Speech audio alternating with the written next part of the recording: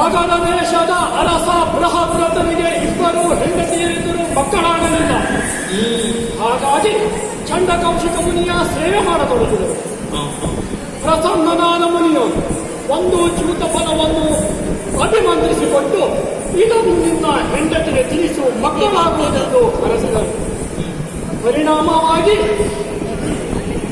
ಒಂದು ಹಣ್ಣಿನ 2 ಭಾಗಗಳನ್ನಾಗಿ ಮಾಡಿ ಅರಸನು ಇಬ್ಬರು ರಾಣಿಯರಿಗೆ ತಿಳಿಸಿದರು.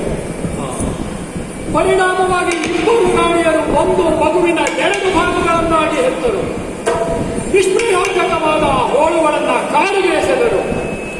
ಶರನೆಂಬ ರಕ್ಕಸಿಯು 2 ಹೋಳುಗಳನ್ನು ಜೋಡಿಸಿ ಜೀವಂತ ಮಗುವನ್ನಾಗಿ ಮಾಡಿ ಅರಸನಿಗೆ ಒಪ್ಪಿಸಿದರು. ಶರೆಯಿಂದ ಸಂಧಿಸಲ್ಪಟ್ಟ ಜರಾಸಂಧ ಎಂದರೆ ನಾನು ಕಿರಿಗಲ್ಲ ನಗರವನ್ನು ರಾಜಧಾನಿಯನ್ನಾಗಿ ಮಾಡಿ ಅತ್ಯಂತ ವೈಭವದಿಂದ ಆಳಿಕೊಂಡು ಬಂದಿದ್ದೇನೆ. ಪ್ರಜೆಗಳೆಲ್ಲರೂ ಸುಖ ಸಂತೋಷದಿಂದ ಇದ್ದಾರೆ. ಎಂದಿನಂತೆ ಒಡ್ಡೋಲಗಪಟ್ಟ ಸಮಯದಲ್ಲಿ ಚಾರಕರು ಬಂದು ಓಲೆಯನ್ನು ಕೈಗಿತ್ತರು. ವಿಷಯ ಏನು ಎಂದು ವಾಚಿಸಿದಾಗ ಕುಂಡಿನಾಪುರದ ತಲೆ ರುಕ್ಮನ ಮಗಳಿಗೆ ಮದುವೆಯಂತೆ ನನ್ನನ್ನು ಆಮಂತ್ರಿಸಿದ್ದಾನೆ. ಎಷ್ಟೆಂದರೂ ಮಿತ್ರನ ಮಗಳ ಮದುವೆಯಲ್ಲವೇ? ತುಂಬಾ ಸಂತೋಷದ ವಿಷಯ. ನನ್ನ ಪಯಣ